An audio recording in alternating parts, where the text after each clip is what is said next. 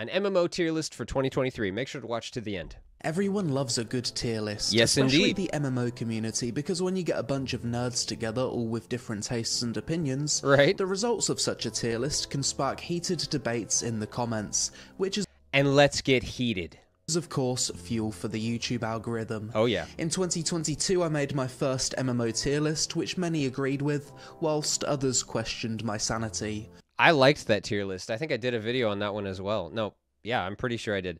And I really enjoyed it. It was a really good video, really well done. This year we're taking a different approach. A few weeks ago I put together a poll and got my YouTube community to vote on which tier each MMO should end up in. Nice. The first community voted MMO tier list. That's a good way to do it. Involve the community and you get better, I don't know, interaction with your video, better hype for the video, right? Because people are thinking about it while it's building up to this point where it's released.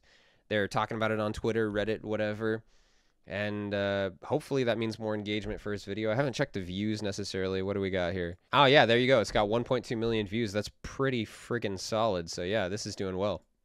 We got over 5,000 responses in total, and in this video I'll share with you the results of this tier list, as well as give you my own personal updated MMO tier list at the end of this video. Nice. The MMORPG tier list of 2023. Now this one is community voted, so don't shoot the messenger. There we go. The results of this tier list is determined by over 5,000 community votes. So let's jump into it. Okay. Start with Aeon. This is a game that I've revisited recently, played Retail and Classic. I actually had a decent time with Aeon Classic, but you guys have voted it to be F tier. Ooh. So rest in peace, Aeon. Neverwinter, an MMO that still gets played to this day, and the overwhelming amount of people voted it to be C tier, which Hey, Ion, yeah, I think I installed that game, started it up, and thought instantly that it looked just horrendous, not fun, like dated, and immediately uninstalled. So yeah, that makes sense. F tier.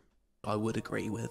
The Secret World, an MMO that I haven't played for a long time or heard anything about. I'm not even sure if it's still going, but people voted this as F tier. Okay. Guild Wars 1, this is interesting because 22% of people voted it to be B tier, Woo! but 22.6% of people voted it to be C tier, so that's where it's going to end up. I feel like that's rough. I feel like that's rough for a lot of Guild Wars fans. I feel like they would like vehemently argue that this is either like A, B tier at least, but probably more like S tier if they're fans of it. I don't know. That's a really surprising one, honestly. I'm surprised it only got C tier. But people really loved Guild Wars 1. New MMO from 2022, Embers Adrift, very niche MMO, and 39% of people voted this to be F tier. EVE Online, another extremely niche MMO, and an MMO that I've never actually covered on this channel. Interestingly enough, despite it being super niche, 25.5% of people voted EVE Online to be in the B tier. Wow. Okay, that's very interesting. I've tried EVE Online before. And it is very niche. It's very hard to get into. It's very complicated. There's so many things that you have to be like knowledgeable about, aware of, or you just get wrecked out there. You just get absolutely wrecked. Like it's very slow going. You do a lot of mining and a lot of resource gathering and a lot of playing it very safe, being very guarded about what you do and where you go, because you will just get absolutely wrecked if you venture out too far. Man, yeah, really brutal game, but it seems like it would be really fun if you got the hang of it. I really need to give EVE Online a chance. I always forget that this game exists, but it's been around since 2003, so it must be good if it's still going. Yeah, exactly. Vindictus, the MMORPG that revolutionized action combat around the 2010 era, and you guys have just put it in the F tier. Ouch. So it is what it is. I don't agree with that, but this is the tier list we're making. Right. Lord of the Rings Online, another old MMO that's still quite popular to this day. This game almost made the B tier, with 27.2% people voting it for B tier. Okay. But 27.4% edged out and put it in the C tier, which I would probably agree with. It is. I think that's pretty fair. Yeah, I played Lord of the Rings Online in, what, I don't know, 2015, 16, something like that. And even then it felt dated, right? It just felt so old. And I don't know, there weren't many people playing it then, or at least in the new areas where you start out. And yeah, I don't know. It was definitely fun. It felt very much like a Lord of the Rings clone of WoW, right? Which, I mean, to be fair, that's what everybody was doing, copying WoW because it was so successful. But yeah, I don't know. It definitely deserves C tier in my opinion. I don't think it should be any higher. I don't think it's an absolutely trash game and should be lower either. It's quite old now. Lineage 2. This is an MMO that I wish I had the chance to play whilst it was relevant. Yeah. Had epic, large-scale castle sieges and was quite ahead of its time. It sounds People cool. voted this to be in the C tier. Okay. Next up is Rift, another MMO that people deemed to be middle of the pack and C tier. I'm not too sure if this game still has a healthy population. Yeah. Probably need to check in on it again sometime soon. Arcade, an MMO that people either loved or absolutely hated, but one thing that was undeniable is that Arcade brought a lot of innovation to the MMO genre. I've heard that a lot about Arcade. They did some really cool things, and yeah, I would be surprised if this is an F tier game, but we'll see. Which is why I'm surprised to see that it overwhelmingly got voted to be a C tier MMO. Okay. But a lot of people also voted it to be F tier and D tier. Okay. It was nowhere near reaching B or A tier. I'll do my own tier list at the end of this video, but I'd probably put it in B tier myself. Okay. Blade and Soul, another MMO that was ahead of its time in regards to its combat system. Really fun, balanced, equalized 1v1, 3v3 arena PvP. People voted this one in the C tier. I think that's also fair. I played Blade and Soul, and yeah, I mean, you get some of the, let's just say, body physics advantages in this game, and body slider advantages, right? You definitely get a lot of that, and, you know, the world looks pretty enough for the graphics level that it's at. Questing is okay, combat is okay, so yeah, I would agree, C tier. Albion Online. This MMO is a bit of a success story, one of the most successful crowd-funded MMOs, and it's just gone from strength to strength over the years. Nice. Lots of positive updates, and the game's got quite a big player base. People voted this to be a B-tier MMO quite I feel like Albion Online appeals a lot to those RuneScape graphics type fans. I really do. I know it's doing a lot of different things in some ways, but yeah, it definitely screams like, hey, we loved RuneScape and we made our own game, kind of like our version improving or changing on RuneScape. Overwhelmingly. RuneScape 3, the least popular of the two different versions of RuneScape. This game's completely different to old school RuneScape, is more heavily monetized, but also has a lot of different features and different gameplay. Yeah. People voted this to be a B tier MMO. Interesting. B tier for RuneScape 3. I think I'd agree with that. So I don't feel like I know anybody who plays RuneScape 3, so that's surprising that it's actually B tier according to his audience. I've never, well, I tried it briefly myself, and it was just so weird because it was so different from old school RuneScape. I was just like, nah, this isn't for me. Swords of Legends Online, Chinese MMO that people seem to enjoy for about 2 months once it released, and then I heard absolutely nothing about it since. Okay. People voted this to be F tier. Warhammer Online Return of Reckoning private server. The official servers of Warhammer Online got shut down years ago. Okay. But the game's existed on a private server for many years since. And I've covered it recently, and people have voted it into the C tier. Wow. Quite a popular game. Every Okay. time I mention it, people talk very positively about it. Nice. We still haven't got anything for the D, A, or S tier yet. Adventure Oh, what was that? So Trove and Gloria Victis both went to F tier as well. Ouch. Quest 3D. Yeah, this one's overwhelmingly F tier. Quite basic combat. It's mobile, PC, cross-platform. No surprise to me there. How Yeah. about Skyforge? No I surprise. absolutely hated this game when it first released. Solid F tier. Woo. Riders of Icarus, tab target MMO where you basically go around collecting lots of different mounts. Whilst it's not as bad as Skyforge, people have still voted it for the F tier. Boom. World of Warcraft Dragonflight, finally something for the A tier. This was overwhelmingly A tier Okay. at 32.8%. I'm kind of glad that it didn't just go straight to S tier. I feel like if it just shot straight to S tier, that would almost be like cliche or something, because World of Warcraft has always been the name that you associate with MMOs, at least to some degree, right? If you think of MMOs, you go, oh, like World of Warcraft, yeah. I don't know, yeah, it would have been like cliche, I feel like, if it went straight to S tier. So I'm glad to see it in A, because it is good, but it's not like, I don't know, yeah. but 24.4% also voted it to be S tier. Okay. So an expansion that people seem to be reviewing very positive early on. Yeah. World of Warcraft Wrath of the Lich King Classic. This is an interesting one because Wrath of the Lich King was the peak of WoW in terms of subscription numbers. Yeah. So I expected this to have more positive votes than Dragonflight, but this wasn't the case. Wrath of the Lich King Classic was 30.7% voted for the A tier, Okay. and only 13.3% voted as S tier. It also had 28.9% people voting it for the B tier, so... When I hear World of Warcraft fans talk about Wrath of the Lich King, they always talk super, super highly about it. Like, it was this insane period of MMO gaming, and it was just the absolute peak. It was the best. It was so incredible. So I'm also surprised that it's not an S tier. It's very interesting what's happening here. The community seems to prefer Dragonflight over Wrath Classic. Wow. Allods Online, I revisited this MMO last year and it still has a player base, but pretty much everyone that plays it is Eastern European. People voted this for the F tier. Tower of Fantasy, not really an MMORPG, but Yeah, I wanted to why include is that it into even this in video here? anyway, as it is a shared world anime gacha MMO. Get that crap out of here. That's not an MMO. People voted this for the F tier. Good. Diablo Immortal, the most overwhelming F tier game on this list. 65.9% people voted this for the F tier. Yes. Screw you, Diablo Immortal. Screw you. Which doesn't surprise me at all. League of Angels 4, for me this is the worst MMO I've ever played and covered on this channel. This is the most F tier game you can possibly get. I watched his video on this game. If you haven't seen anything about League of the Angels, watch TheLazyPeon's video on it. It's hilarious.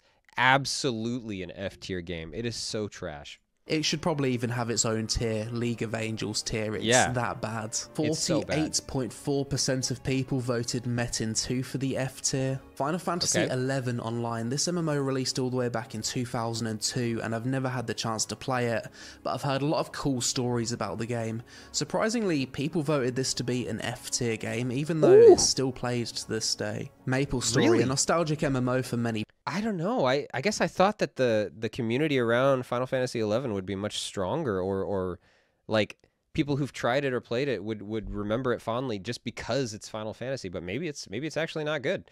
I've never played it myself, so I'm not sure. But wow, I'm kind of surprised. People, this was almost voted into the B tier, but ultimately it ended up in C tier by 0.2%. Project Gorgon, a super old school MMO that, if I remember correctly, was made by a team of a husband and a wife. Wow. Which is why I'm surprised that so many people have voted this in the C tier.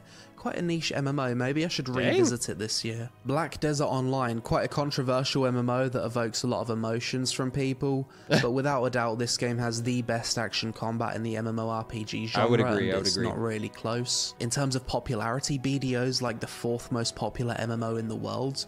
Which is why I'm surprised that so many people have voted it to be B tier. I mean, I think the B tier rating is fair, right? So it's a Korean MMO, right? And it's got that monetization, the Korean monetization. But yeah, it has incredible combat. So I mean, it deserves to be in B tier just for that.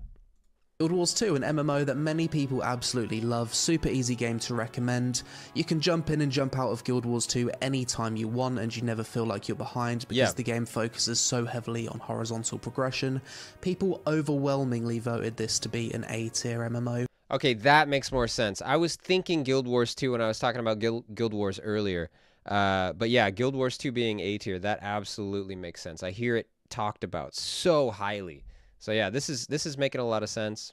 With a lot of votes also for the S tier. PSO2 New Genesis. This is basically an updated version of Phantasy Star Online 2, modern graphics, better combat, and a bit of a redesign of the game. Don't really hear too many people talk about this MMO, so I was surprised to see it was voted as C tier. Mortal Online 2, a hardcore full loot open world PvP sandbox MMO.